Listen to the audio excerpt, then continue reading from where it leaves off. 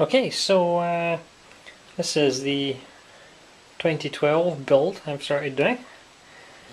We've got the 360 rad up the top, the 47mm, and I've fitted a bit of a mod to the case. The case is the Shinobi XL.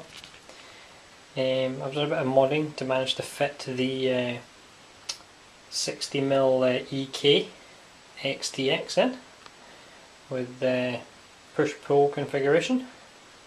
Still quite trying to work out the layout for some of the stuff, but so far I think I've pretty much covered most of it.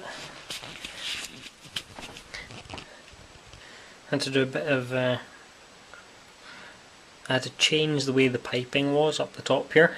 Then discovered that I have no hope in hell of getting a CD drive in, so looks like I'll need to use an external CD drive. The fan controller fits though, which is the main thing, I guess.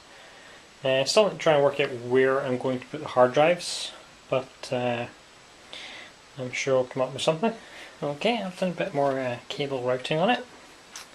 I had to change the way I was going to do a few things again, but I have got the SLI bridge on my first card. I still need to put the Waterblock on the second.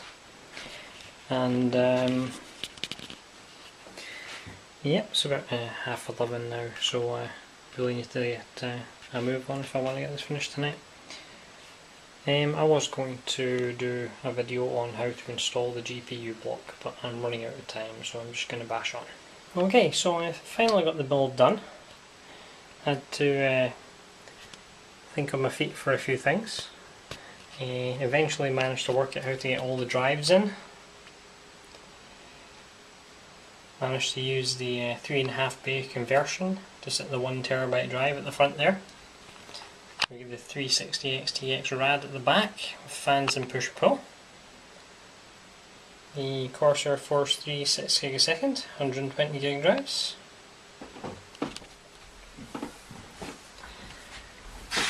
And then on the top we've got the Zotac GTX 470 and the EVGA GTX 470 SC on the bottom. And then we have the Asus D2X sound card, the OCZ 1250 watt power supply, and up the top we have the other 360 rad.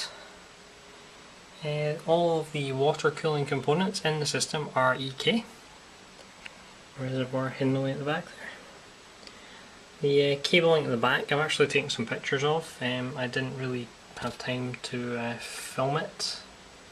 There's also another 2 OCZ Vertex drives on the back as well.